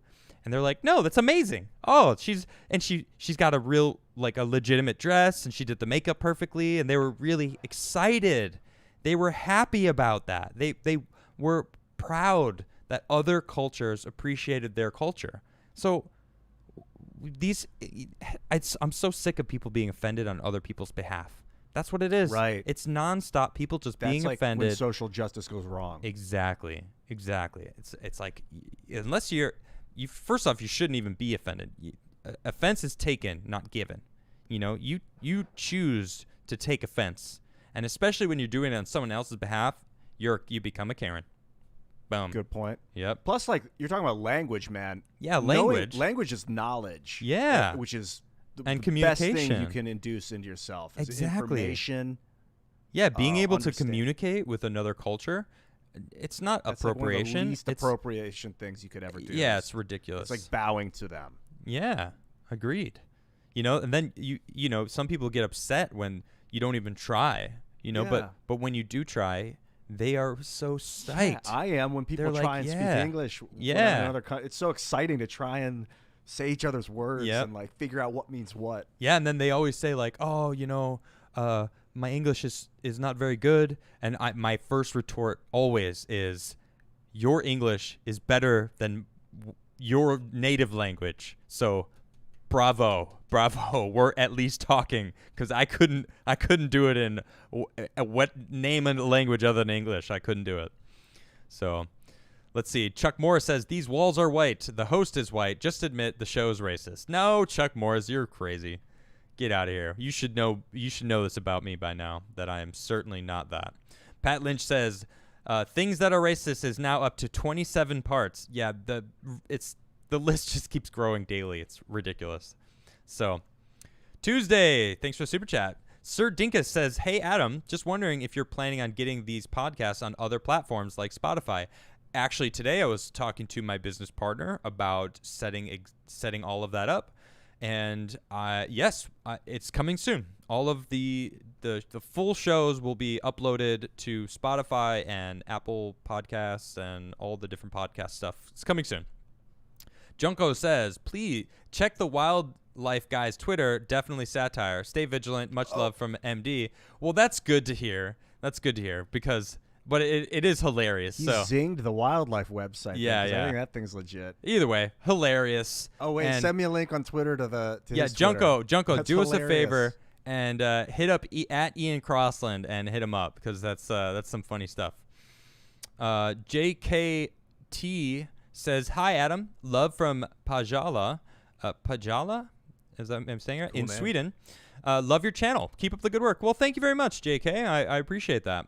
Mark G says, you guys should try out Awaken with JP as a guest. Not only does he have long hair like y'all, he's been doing some good skits about the YouTube community guidelines and COVID. All right. Is that It's JP Sears. yeah, I was gonna say JP. That sounds familiar. And but I just saw the video. I think JP you're talking Sears is about. where hilarious. He's like, why am I? I mean, getting I banned?" would love to. He's hilarious. I would love to have him on the Yeah, show. He's funny. He fit right, dude. He's so cool. Augustine says, think about it. The less that engage with online news people or media, the more dependent they are on mainstream media on TV. And who controls that? Not to mention they can shut down whoever they want with little resistance. Yeah, it's a scary situation, the world that we live in, because everyone's so hooked on these platforms of, social media, Twitter, YouTube, Facebook, news sources. There's not like newspaper is dying out. The newspaper scene, it's now everyone could talk to each other, but then where do they get their information from? So it's becoming harder and harder to find good information because there's also so much information coming from all different directions, so it's a constant battle. The comments on the information becomes more information. That's a good point. Yeah. I was watching Wolf Blitzer interview Attorney General William Barr. Did you see that interview by any chance? I haven't, no. It was a CNN thing. And it's the first time I've watched a CNN interview in like months and months.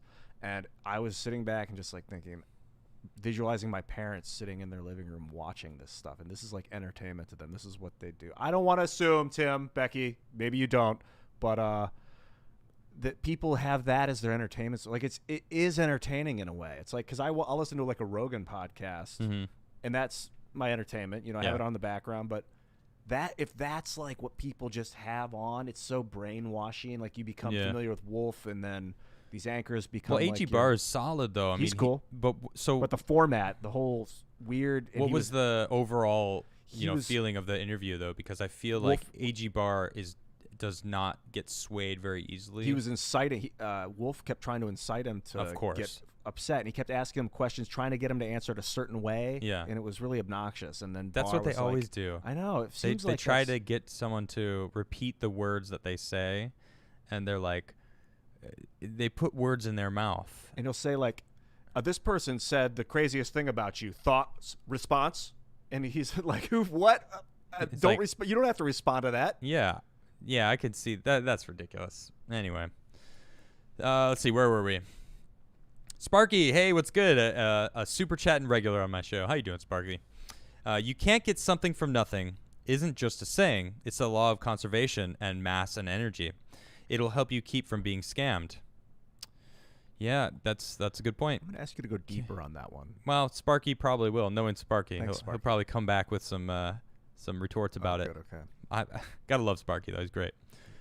Crazed Corgi, great name, says, Adam, if you're ever in Sacramento, let's get some magic drafting and hot wing challenge. Oh, well, if they have vegan wings, I am absolutely down. But the best vegan wings I've ever had is actually here in Philadelphia. Amazing, from Blackbird Pizzeria. Love them so much. But magic drafting is some of the best way to play Magic. I love limited Magic. It's way more fun. It levels out the playing field, and it always switches it up every time. Me and Adam and Tim played so much vintage. Well, it was Commander. We were playing Commander, and it got me and Tim were so hardcore. And Adam was like, "I'm not even playing with you guys. We would play counter blue." No. You guys would play. No. You guys bailed. Hold on. You guys would play to win. Powerhouse. Yes. Go as first turn setup to win the game. And my buddy Maroc has a really good article on Maroc.com about how to play Commander. and he talks about how if you play to win, you're losing. Interesting. Because that is not what Commander was ever supposed to be about. Tim and I stopped playing. It was like right. not fun. Look what happened to you guys. Oh, I stopped playing because it wasn't fun to face off against people like that. Because I like to do synergy. I like to, politicking. No, not the politicking. Like, that's just going to always be a part of Magic no matter what, which is fun. But when it becomes all you want to do is win, and if you're not winning, you're getting upset, like a certain someone. Right. You got to enjoy losing. Who happens to not be here at the moment. It's Tim. All right. Yeah. Let's just.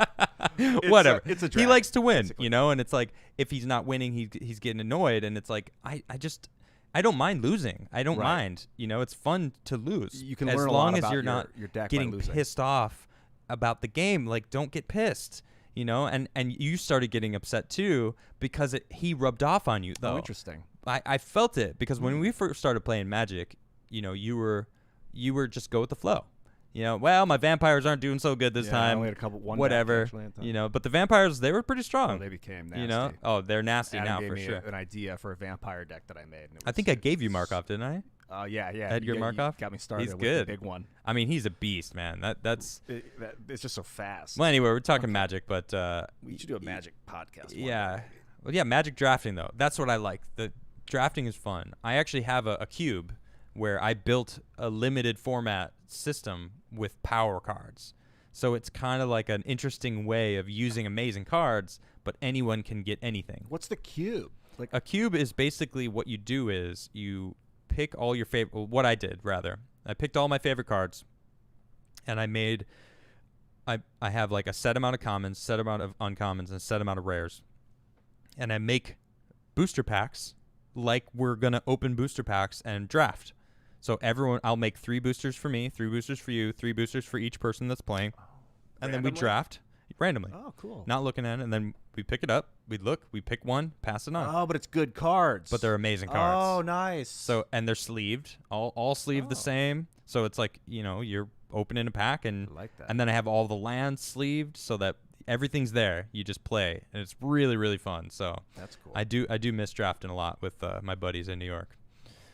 Oh man, where did we go? We kind of got lost there. Crazy Corey sent up some great Magic stuff because I still love Magic. Me too. Magic did go woke. It was kind of incredible. Oh, we bought a bunch of those cards when they banned them. Oh yeah, that's right. They Crusade, they got rid of. Yes, they banned some silly things, but It's so weird. whatever. Clorox Bleach, what's up? A standard super chatter says, "Smash that light bulb." I like it. Well, I'll give you a light for that. Bing, bing, bing, bing, bing. Let's see. Project Grover says, completely agree with you on the skydiving thing. Didn't get a huge rush. I think a lot has to do with because you're already going fast before the jump. Try bungee jumping. I think I would like bungee jumping also. But again, I like, there's something that being a downhill skater, once you learn how to downhill skate, you get hooked on that, and there's a feeling that you get there because you're so close to the ground. I mean, you're riding a board with wheels and you're going 40, 50 miles an hour. I mean, I know some guys that go 60 miles an hour, 70 miles an hour, that crazy fast. And like on the Arbor team, I was like the worst downhiller because these guys live in California and their backyard is Malibu hills. They all up and down California is incredible hills. And I grew up skating in New York City, which is relatively flat. You didn't really have any big hills. So, when I started getting into downhill skating, it definitely gave me a rush that I never really felt before. So it's really amazing. But I would try bungee jumping for sure. Would you try bungee jumping? Negative. No, you wouldn't do it? Well, I can't say never, but I have no interest in Okay. threatening my life at the moment. Right on. Things are already crazy enough. WTF, I don't even, says, ignore the dog story. That site is affiliated with Friends of Journalism and Antifa Front. Oh, really? The plot thickens. Do tell. Bum, bum, bum. So is it satire, or is it someone trying to stir up the populace and division? I was definitely stirred. I mean, I was for a laughing moment. at it. Yeah. I thought it was hilarious. I thought I was cracking up. Like, it's so ridiculous. I was gonna laugh so hard but I cried. It honestly, it's 2020, and it doesn't surprise me if people actually think that way. His face, though, yeah, I know that picture, dude. It was so like not the guy you would think. I wonder if that's even a real person. Right? Maybe it's really just his computer generated. Meat Cutter Bear says, Admiral Meat Cutter Bear here, recruiting for the Jarhead division of the Salty Bear Army. Jarheads, we have so many crayons, and the flavors too. All hail the Salty Bear. This is my bear, Salty. I named him Salty after the Salty Army, who have been loyal fans to the show. Really appreciate you guys. So this bear is named after you, the Salty Army. All right, and he's definitely a MAGA. He was rooting for Trump, but I don't know if you noticed. He is a Trumpy bear, but he was telling me before the show, he's like, let everybody know that I'm a diehard Trump fan. So, Trump fan right there. Let's see. Majora's Wrath says, wanna fly? Check Tucker Gott's video of paramotoring. Cool. Paramotoring. I will absolutely check that out. That sounds really cool. Let me just get that down so I can check it out after the show. Thanks. Ed Crypto says, I want to introduce you to Kerry Packer. He could have been Australia's Trump. Watch 2 minutes with a brilliant billionaire on YouTube. Okay, Kerry Packer, huh? Whenever I hear Packer, I just think of Todd Packer from The Office. You ever watch The Office? Yeah. Todd Packer. He's just like the most rude, obnoxious man. I don't know. I always watch clips I forget his of name out though. of order. Oh, okay. It's very weird. You never watched the whole thing? Never. Oh, I've watched the whole one. thing.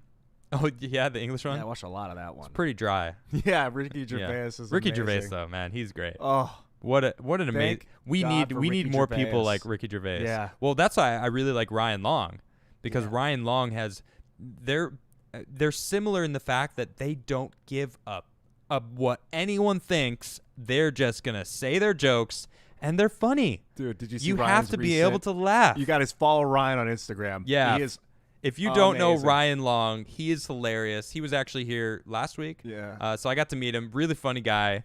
Man, you have to see his stuff. He's got a few different skits on his YouTube channel. Just do yourself a favor if you don't know who it is. Go check him out. So let's see. Shane Kerwood says, FYI, if you have to complete 500 skydiving jumps to be a squirrel suit qualified, no, you have to. Sounds like a wicked awesome stunt, though, man. I hope you make it happen. That's a lot of jumps. 500 jumps. It's a lifestyle. It is. Yeah, that's expensive too. You think about it. It's better to like get working at a skydiving place. Oh yeah. But man, that sucks. Or monetize. That's it a lot of somehow. work I'd have to do. All right. That's a Well, lot of thanks, jumps. Shane. I appreciate that. I had no idea. CJ Hansen says, another reminder to check out Eureka, a crazy good show that never got much attention, gets better every season, was killed off because it was too costly. Yeah, Eureka. Yeah, you mentioned that yesterday on the stream. I will check it out. Let's see. Where can I watch it, though? Let's see. A TV series. Wow, it was on for 6 years. Okay. Oh, yeah. This actually looks familiar. I never actually watched it, but I recognize a U.S. Marshal becomes the sheriff of a remotely cozy little northwestern town of Eureka, where the best minds in the U.S. have secretly been tucked away to build futuristic inventions for the government, which often go disastrously wrong. Oh, that sounds great. Awesome. I know. Yeah, I saw your eyes like lit up. I was looking this way, and I could see Ian going like, "Oh, dude, have you ever heard of this? Is a little off topic. The Kowloon block in the Kowloon city. It's called Kowloon. It was in Hong Kong. It's this giant city block. It's a huge building that got turned into like this donut-shaped city within the city. Okay, and people lived in it. Interesting. And I thought an interesting show would be called The Walled City, or like a game that you. Interesting. Yeah. Cool. All right. No, I haven't heard about it. Show me after the show. Oh, it's crazy. Let's see. Matthew says the video is not from now. It's from earlier in the year. Maybe is that from the New York thing? Okay. Yeah, maybe it is. But even still, like that's what New York. I mean, I'm seeing that video might not have been recent, but if it is from earlier in the year, it's still what's going on in New York. I've seen lots of videos recently in New York. New York is not. It's It has what I was referring to earlier from the videos of the bodegas that are just being robbed and I saw one of those a couple weeks ago. Yeah, I mean, and it's happening consistently. It's such a shame. So, Devin says, if police shoot rioters, the cowards would vanish. Yeah, but I mean, it's not the answer we need. I don't want to ever go to violence if we can choose not to. And you got to think of long term too, because we're playing multiple. You don't want to hurt people in the short run and make them and then cause some chaos in 5 years. Well, and they want to believe that the police are evil, and that's just not true. No, not at all. We need the police officers. The police are there for a reason, and they're lawful. That's it. Period. Some are good, some are evil, some are neutral. There's always going to be terrible humans somewhere, and that goes with anybody. Anyone could be, it's like anybody can be awesome. Anyone can be terrible, and it has nothing to do with your race. Period. Or your job. Correct. Exactly. Right. Conrad says, threatening the President of the United States is a federal felony under United States Code Title 18, Section 871. Spin the light bulb. Oh, mine's already spinning. I can't really spin it. I need to figure something about that, but very nice. I'll give you a little bing, bing, bing for that. Sparky again says, Trump's main world leader holding back the globalists. Well, I mean, that's what it seems to be, right? Tanya says, so my parents tried to go to the Trump airport rally in Latrobe, PA, but couldn't get in. It only fits around 3,000, and over 30,000 people showed up. Wow. Whoa. That's a lot of people. Yeah, my gosh. Someone super chatted earlier. It was like an hour to even get in when he showed up, and he drove an hour to get there. It's like people silent, love him. The media is it's not saturated silent. With discontent. The reason they call it the him. silent majority is because the mainstream media isn't giving them any They're light. Just loud, yeah. They're out there. I mean, I'm proudly voting for President Trump. People love I am. him. I'm He voting is for the man. I like his policies. charismatic. There's some things that I the environmental stuff, I'm like iffy about, but I do feel like he's trying to get us independent. And honestly, I feel like I'm gonna build a subject about that kind of stuff tomorrow and talk about it. So we'll get into that. Tanya, that's Salty Scotch says, thanks, Adam. Oh, you're welcome, Salty Scotch. That's the Godfather. the Salty the Bear is actually pretty much named because of you. You started it, so thank you, sir, or ma'am. I don't know. Salty Scotch, it's you never know. Patrick says, McEnany. I've been saying McEnany. Kayleigh McEnany. It's McEnany. I think. Response to Cuomo was spicy. And here's a quote. It's not often you hear a governor described in vivid detail how he's lost control of his state. End quote. Zing. She's good. She is good. She's sharp. I would vote for her. She is for president. Yeah. Honest, no I don't joke. know enough about her. She is so on point. She's so knowledgeable.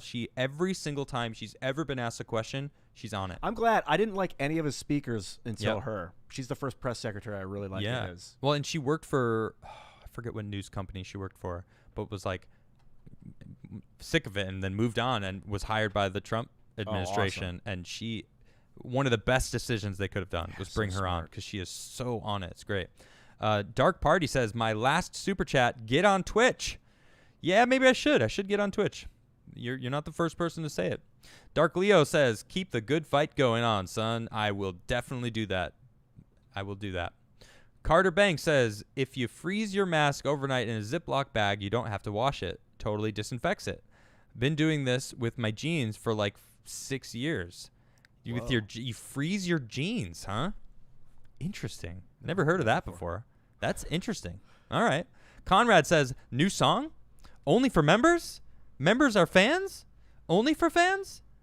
Adam's content only for fans? I see where Adam has an OnlyFans? There was a lot of questions. I felt like it needed to be put in that way. I don't have an OnlyFans. Fake news. But technically, fake news. Technically, I do have things only for my members, and they are fans, so it is only for... No, I tried. You do have things that are for only fans. That's what the Eddie Vedder song, the Black by Pearl Jam. Yeah. So I love Eddie Vedder. He's actually one of my... When I was learning how to sing in my teenage years, I would mimic Eddie Vedder,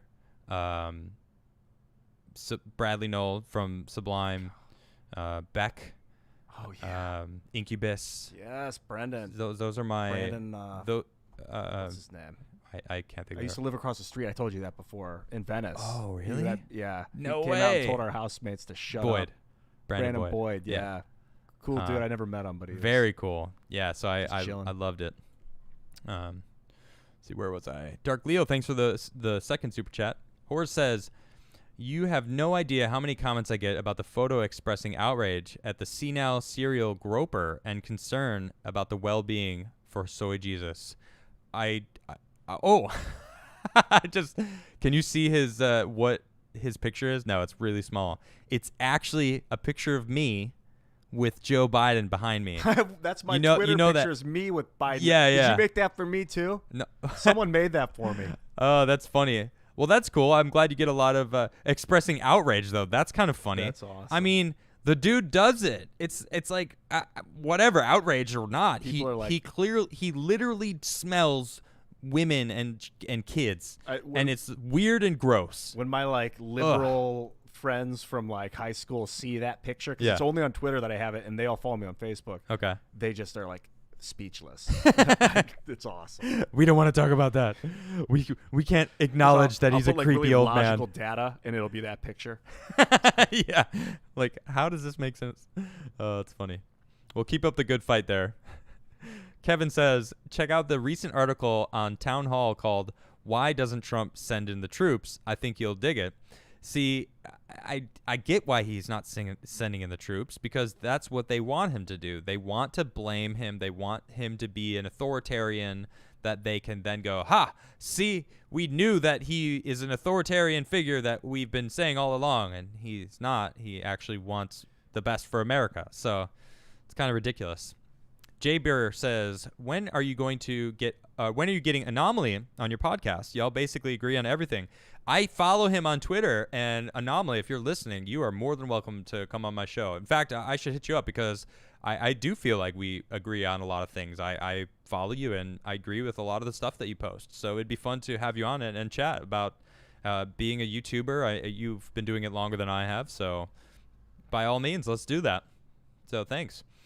David says, I live in Washington State. Months ago, BLM banners were on the overpass by the Tacoma Narrows Bridge, but they've been replaced by Trump supporters. Trump 2020, baby.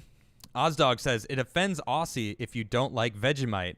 Really? But it's so salty and blah. If I offended some people, I don't mind. It was because they chose. DG, thanks for the super chat. I am not going to read that. That is way too spicy for me. Justin says, do you think it is worth forfeiting your right to protest in Portland as a conservative to appease the mob? Is this a dangerous precedent to set? No.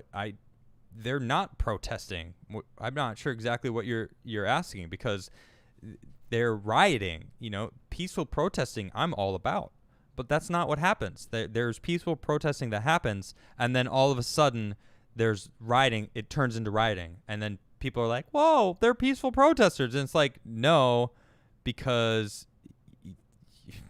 it's just ridiculous. There's a difference between being a peaceful protester and being a rioter and being an agitator and a murderer. Now these people have actually murdered people multiple times. It seems like what you're asking is, should you give up if someone starts doing violent riots, or should you give up your right to protest and not get involved, go away and not come out if you want to come out?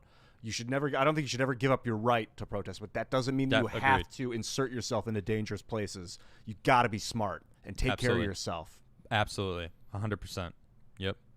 The domestic engineer says Lynn Wood, the Sandman's lawyer, said he was going after Twitter. Whoa.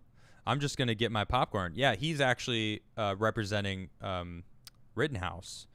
So that's it's really spicy, because Twitter has actually suspended him, I think, a couple times now, since he has openly been coming and talking about people needing to do their own research, and he's a great follow actually on Twitter.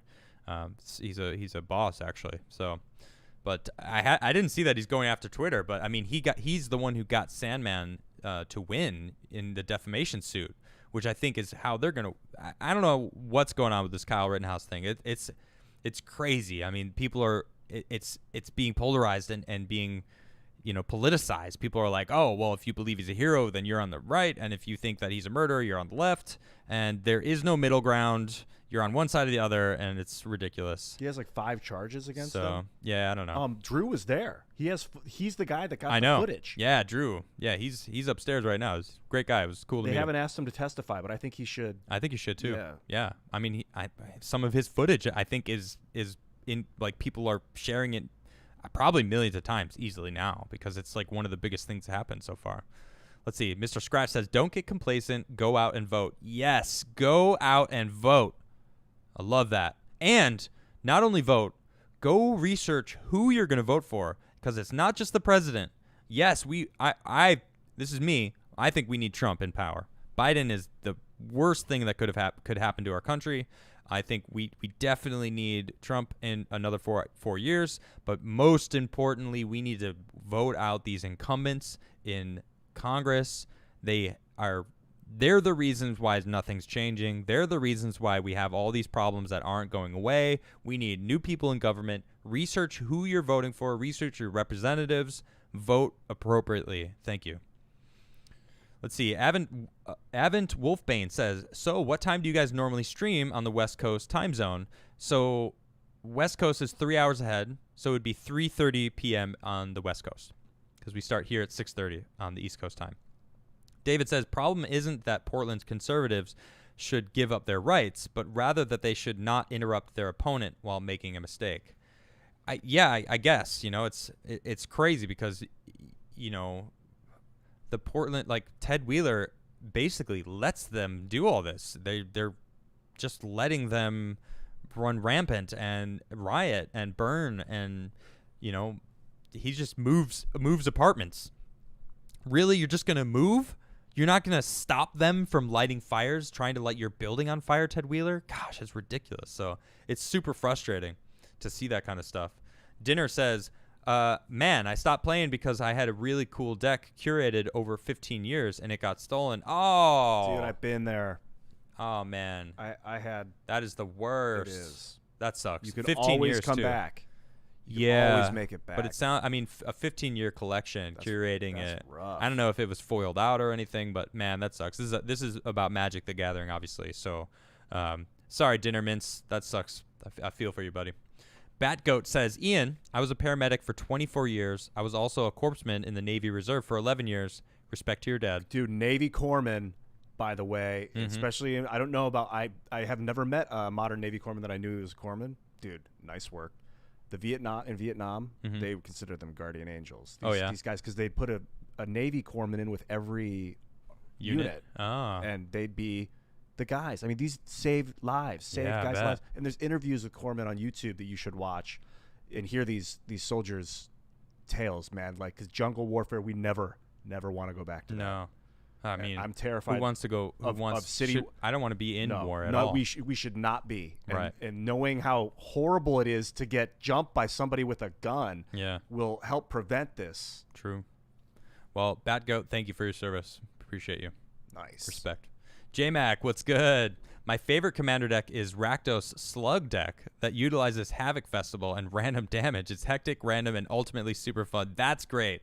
Those are actually some of the most fun decks that you can have because it's basically you're guaranteed everyone's taking damage. Everything's randomized. No one can be like, I'm going to just win because it prevents that and it throws it all. It's like like Nekuzar? No, Rakdos Slug. I don't know who the commander is. I don't know what Rakdos Slug. It's just like everyone discard a card. But I know Havoc Festival is basically like I think everyone loses like half their life every upkeep. So you're the or instant target when you play, basically. Yeah, but then if it's random damage and then I'm sure he's got what is that one that Tim always puts down? The red randomized everything's picked at random. Yeah. I forget the name of it. Not Chaos. No, I know what you're talking about. Yeah, I forget the name of it. Two red and 3, and whenever you play a spell, you flip until you get another spell. My Augustine says my Dragon Eldrazi deck stomps almost everything. Oh. Who's your commander? I just made an Eldrazi deck. Probably that crazy. Oh, does he? Oh, he hates it. Well, good. Good. Tell me more. Oh, KV says nothing, but becomes a member. Bing, bing, bing, bing, bing, bing, bing. Thanks for becoming a member. I appreciate you. Dinner Mints again says, you may have seen this, but Farscape is my new Star Wars. Farscape, yeah. What is it? It's a TV show, I think. Oh. Farscape. I've never actually seen it, but I heard good things about it. Specific Winter says, Adam, I was curious if you were able to read my email about desalination plants. Sorry for the typos in it. P.S. Obliterate that like button. Smash. Obliterate it. Don't just smash it. Obliterate. Use your elbow and tag. Yes. Obliterate. I haven't seen the email yet. I've been super busy doing different stuff, setting up my life basically. So I'll try to get into it. And honestly, my email is deep with many emails. So I really appreciate everyone who's sending me ideas and wants to get in contact with me. Thank you very much. I really do appreciate all of you. Casperia says, check out Warehouse 13 as well. It is a sister show to Eureka and in the same universe. Magic Artifacts. Oh, that's fun. Whoa. Warehouse 13. Yeah, I'll check that out. 2 words I love: magic and artifacts. Yeah, magic and artifacts. That's true. Let's see. Where were we? Michael says, thoughts on one wheels. Electric skateboards, one wheels. I don't like them. What are they? It's basically one wheel, right? And then a platform here, and you put your foot here and a foot here, and it's just one wheel. It's got a motor inside the wheel. It's just one motor, and it's like a one-wheeled motorized board thing. But I don't know. I grew up skating in New York. Push culture was very prevalent when I was skating in the skate scene in New York. So it was pushing of your own volition and we were going faster.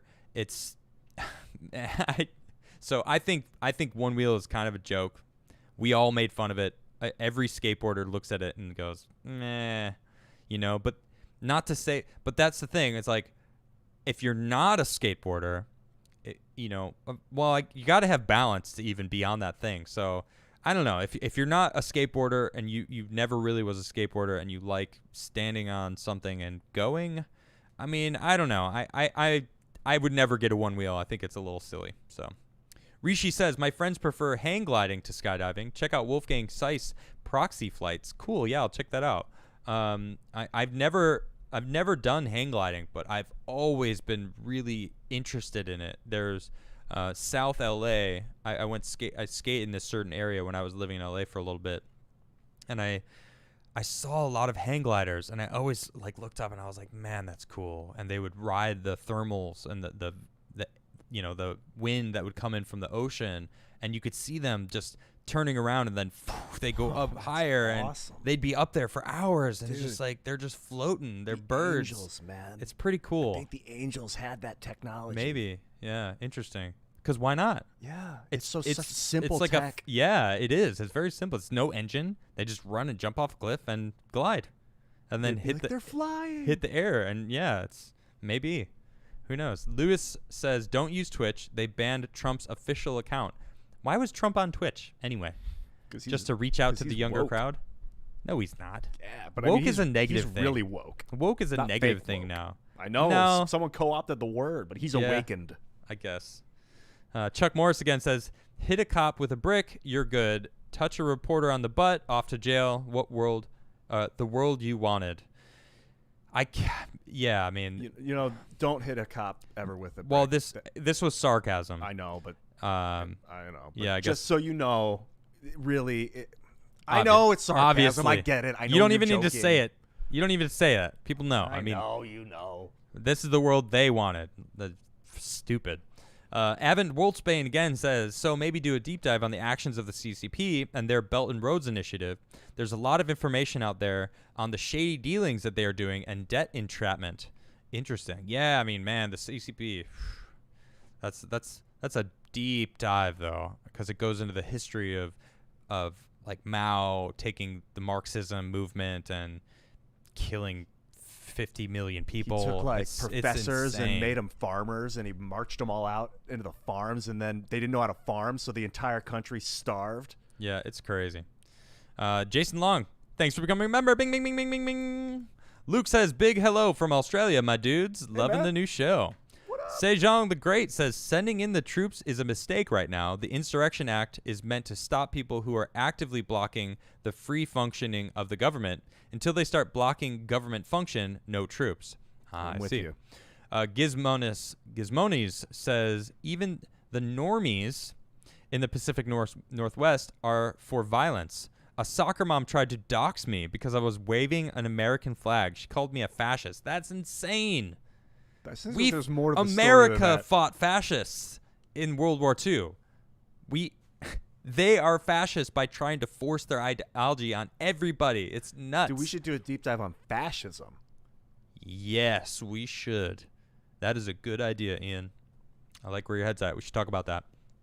It's a really good idea, dude. What is fascism? Yeah, let's not lose that. That's great.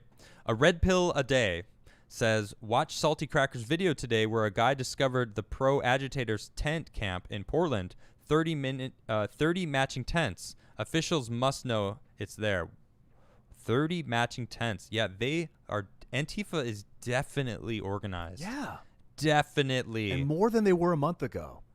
They're ramping up, something man. happened in the last month. They've got a lot of money and coordination. I think it's just people have been looking more and more into it. I think they were trying to stay unorganized. You know what happened? The peaceful protesters stopped peacefully protesting.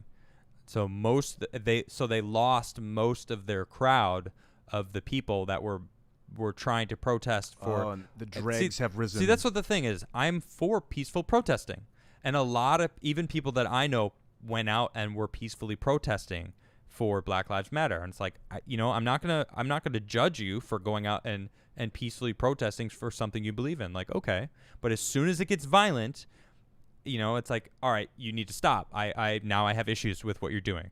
So a lot of the people that were peacefully protesting, they're not peacefully protesting anymore, and they're not even protesting. They're not rioting. They just went home. That you could see that.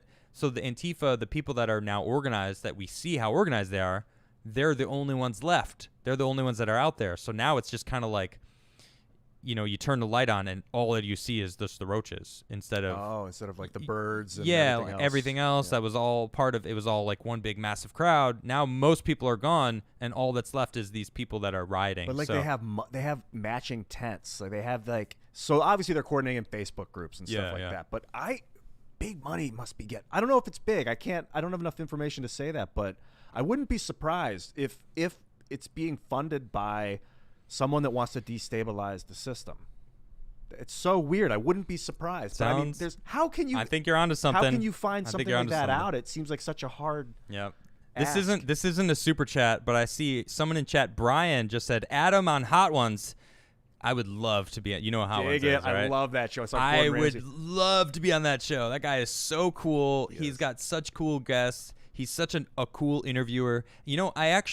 I like the way he interviews. I like how calm he is, very comfortable. He's just a very good interviewer. Mm-hmm. And I tried to interview like him, honestly, because he makes every time the guest is there, you could tell he really caters to making them comfortable and giving them the room to talk. It's very nice, and it's fun it's a fun dynamic because they're sweating. And I like spicy stuff too. He reminded Gordon not to touch his eyes. Like, don't touch your eyes. Don't touch your eyes. Oh yeah.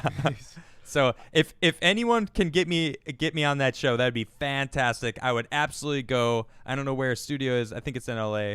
But I'm not sure. But I would absolutely go and get on that show. When I was eating these yesterday, I actually thought I was prepping for that show. I thought about them, and I was like, I'm getting ready. Getting ready for the show. Hot Ones. Oh man, where did we just go? I don't know where we went. Project Grover, bing, bing, bing, bing, bing, bing, became a member. Thank you for that. All right. Dinnermints again says, thanks, guys. It was a Life Gain Night Angel deck that stacked Indestructible. Didn't always win, but when it did, it wrecked. Awesome. Indestructible. Very nasty. Nice. Yeah. I'm guessing maybe like was it all white? Maybe a black and white deck. Angels, there's some good, maybe like Wrath of Gods and Avacyn. Lots of destruction, dropping in. Mass destruction and Indestructible. Yeah. Brutal. So I'm thinking. Bavitas, bing, bing, bing, bing, bing, bing, bing, became a member. Thank you very much. All the new members can actually check out the song that I just recorded yesterday, Black by Pearl Jam. I did a cover of it and posted up, so you can check out that new song. J-Mac says, Vile Smasher the Fierce. Oh, that's Vile Smasher. That was the commander for his Rakdos deck. I don't Vile have Smasher experience. is... You talk about dude, him a lot. He's brutal. So whenever you cast your first spell, every turn, doesn't matter if it's your turn, the converted mana cost does even if it's an X spell, the converted mana cost of the spell does it to the damage to a random opponent. Yeah. Oh, it's brutal, dude. Yeah. So. And you could copy the trigger and maybe. With like actually, I guess you could. Rings of Brighthearth or something. And yes, Ian, it does paint a target on your back, but that's where the fun comes in. Nice. Okay. Nice, J-Mac. SD says, hey, Adam, what's gotten into Trumpy Bear? What do you mean? He looks a little morose. What is he? A little distant. Salty? Is he a little salty? Well, that is, in fact, because his name is Salty Bear. And he's cute. I should put the Hulk hands on him. Oh, good idea. Right? I'm going to do that after the show. Let's see. Where were we? Dinner Mints again says, Adam, are you Mongo standard or Goofy regular or Goofy Mongo? I am Goofy regular. Or wait. Yeah, I don't push Mongo. Although I know how to, because when you're pushing in New York, I mean, some days I would skate for like 20 miles, maybe 30 miles. Like we were like a pack of longboarders, and we'd be in Brooklyn, and we're like, all right, let's go to Queens, and then we skate to Queens, and like, let's go to Central Park, and an hour later we'd be all skating Central Park, and like, let's go back to Brooklyn, and then we'd skate all the way back and up and over the bridge, and we were like a pack. It was awesome, and that was push culture in New York. It was really cool. Honestly, I could do like a subject of push culture, the feeling of what that was. It was such a cool time in my life. I think a really well-funded documentary around you and other people that were involved in that culture would be so hot right now. Yeah, I think so. I know a lot of really the people that I was friends with, the crew that we had. It was such a cool time. Like, we hosted races. Because I rode for Arbor, so I would get Arbor, orangutan wheels, Paris trucks. I'd have all these really cool skate companies send me stuff to give away, and I would host slide events, races, and man, it was a lot of fun. So yeah, you know what? I could probably do that again. Maybe I can host. I actually know some people in Philly that host some races in Philly. We're opening up. Yeah. Maybe I should do like a Philly race and host it. Nice. I would probably get a bunch of people. Would you guys be interested in doing a race? I don't know how many skaters we got out there, but let's see. Specific Winter said, "No rush, Adam. Love your show and your co-host there." All right, you, some love for you, Ian. Or ma'am. And in the immortal words of Joe Dirt, just keep on keeping on. All right. I don't remember that movie. David Spade. Where he finds like a meteorite or something. I never saw it. I don't. I think he did. He found it and then sold it and became rich. Is that it? That's the theme. Don't remember. The plot, I guess you'd call it. Carl's Jr. says, Giovanni Gentle wrote the book on fascism. Whoa. Said communism doesn't go far enough. Wow. Yikes. All right. Fascism, man. Yeah, right? So Jared Kotvas says, set looks too much like Timcast. Needs some more of your personality or art in the background. Keep up the good work and loving the show. Turn on the light. I will turn on the light for you, buddy. Thank you. Dinnerman says Giovanni Gentile is considered the father of fascism. Please look him up for the deep dive. Scary dude. Yeah, someone else just mentioned it too, so I'll definitely check out his book on fascism. And with that, it is the end of the show. You want to play a song? Should I play a song? Let's do it. I think it's time. Yeah, you want to play? Yeah, I'm going to blast. Let's play some music. All right, let's do it. Yeah, I like playing music. Tune up. Yeah, why don't you tune your guitar? I'll play a little doozy here. Bear with me, everybody. I am going to unplug this mic. But I've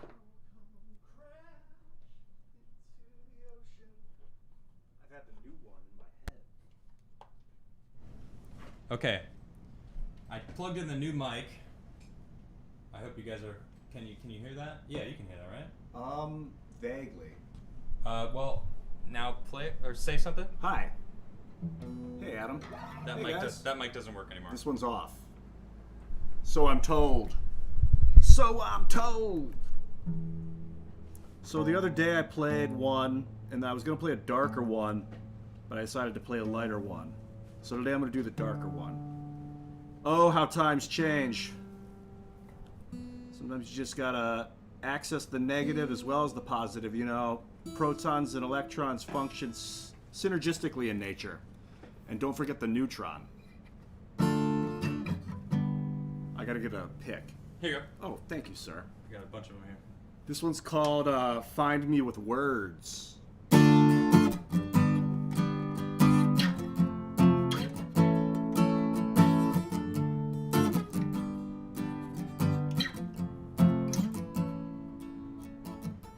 Your name is calling me still, like a bad day, going through hell, never need me, so I run away, then you'll feed me, a placid mistake, and you give a little bit of your own weight, and you find another way to me embrace, and you see me go, oh, yeah. And you might need to know another way.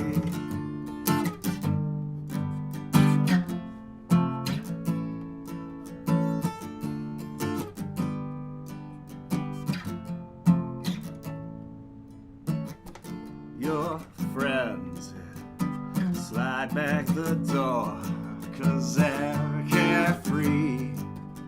Your ignorant whores, they don't see that you're driving me mad, letting monsters under the bed, and you're tugging at the sheets, pulling out the keys to lock them down.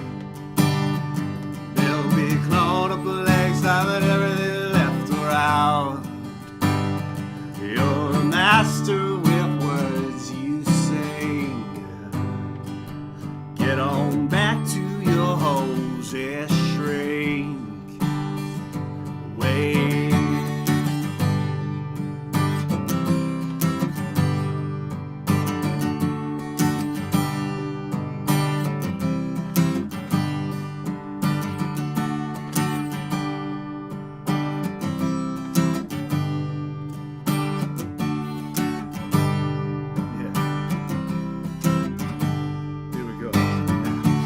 The world and you see me another day. Birds and squirrels merely point you away. See them paths there, they're lining up, climbing down. Well, run the race, 'cause clearly the time is now. Yeah. Yeah, take it down.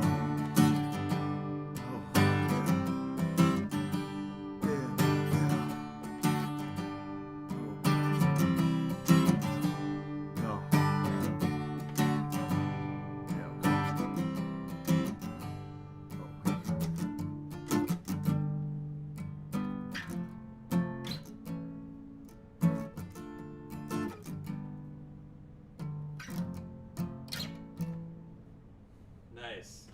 Thank you. All right. Thanks, man. All right. Now, I'm gonna play one too. I feel like. Do it. I feel like playing a tune. Do I have? Can you move that mic stand? Yeah. Back to you. All right. Well, thanks for sticking around, everybody. Normally, we don't play every day, but it was what is that song called? Find Me With Words. Find Me With Words. That mic doesn't work right now. Oh yeah. I had to just the way it works out, but they can hear you. This thing is really really strong. Well, I don't know what I'm gonna play. Honestly, I'm gonna play this new song. I love it so much. I can't stop playing it, and I really love it a lot. So I wanted to get a better version of it with this mic as well, because this mic, see, I'm using a different mic now. It's way better, and it picks up the guitar significantly better.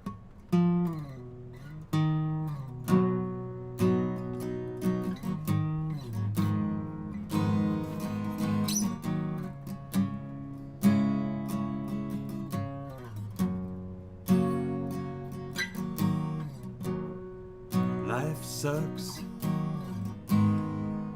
sometimes, but when you realize it's not so bad,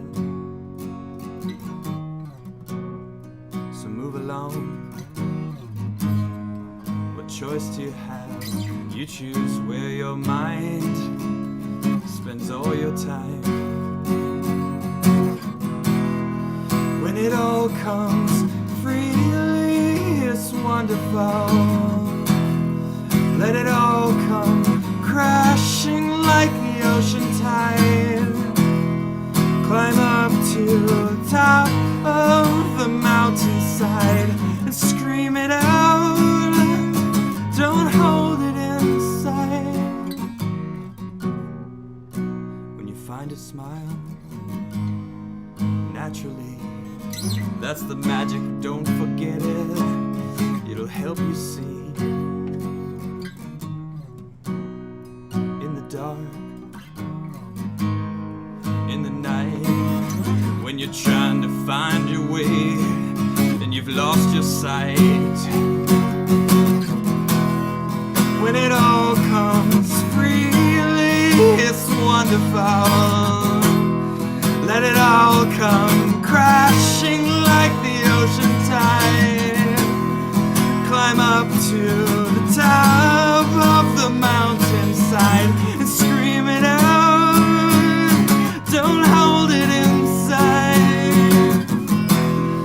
When it all comes freely, it's wonderful. Let it all come crashing like the ocean tide. Climb up to the top of the mountainside and scream it out. Don't hold it inside.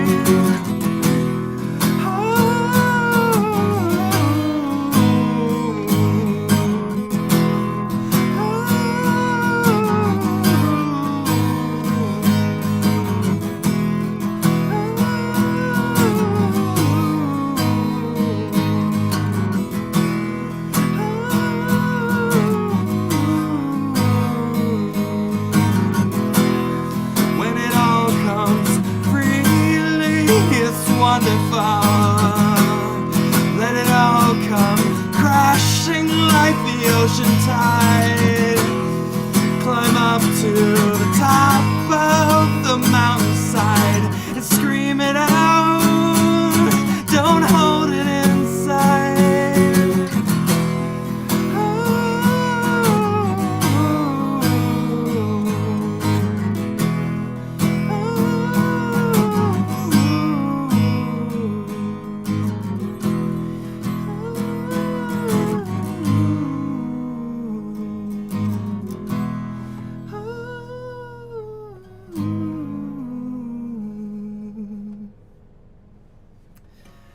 There we go.